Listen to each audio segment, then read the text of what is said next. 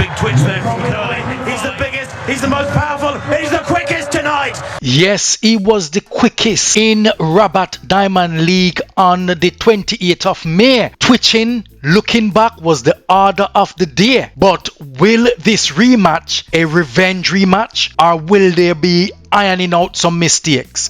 You know what? Let's jet into this story.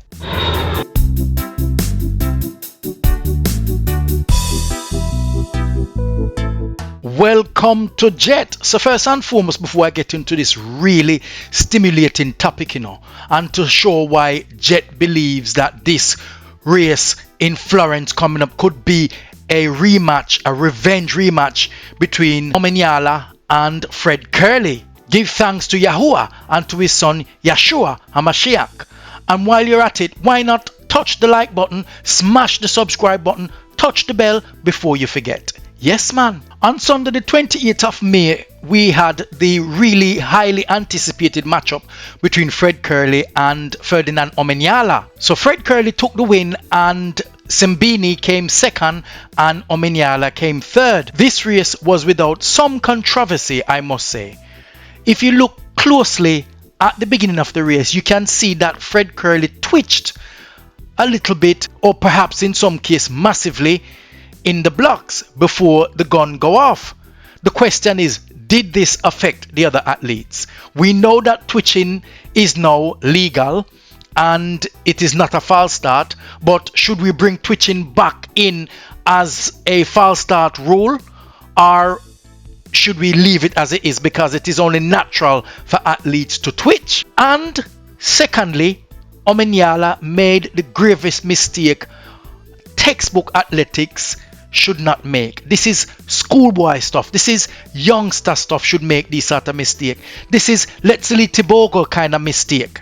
Although Usain Bolt used to do this sort of stuff, and believe me, only Usain Bolt is capable of doing this sort of gesticulation without affecting his race, and won his race very comfortably. Omanyala, within about 20 to 30 meters of the race, looked round at Fred Kerley. That lost his focus, that lost his momentum, and by the time he could regain his composure, the race was already won. Now take nothing away from Fred Kerley. Fred Kerley won that race convincingly and is one athlete to watch out for. Congratulations to him. But the question is, did Omanyala looking around at Fred Kerley cost him the race? And what did the twitching by Fred Kerley affected any of the other athletes? That was then, and this is now. Florence Diamond League is upon us on June the 2nd, 2023, and the 100-meter lineup is looking spectacular.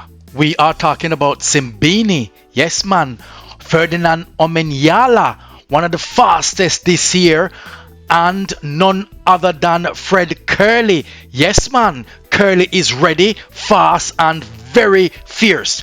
And we're talking about Trevon Bromell. Bromell is another serious man, very very quick as well with his start, and none other than the second fastest of all time over the 100-meter, Johan Blake from Jamaica. Yes man, he's not in top form at the moment, but yes, a very good starter as well.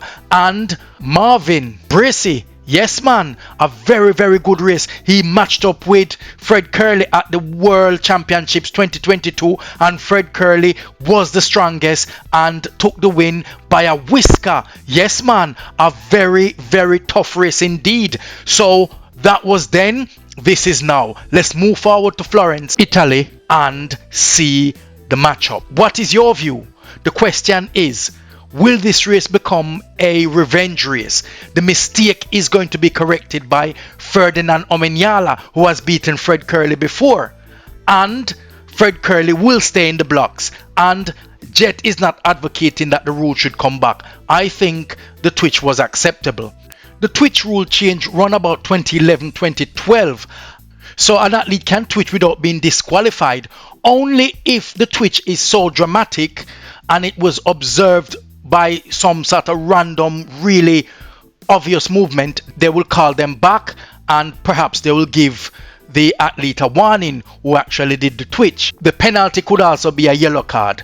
So the rule is accepted to twitch. The question is, did it affect the athletes in the Rabat Grand Prix?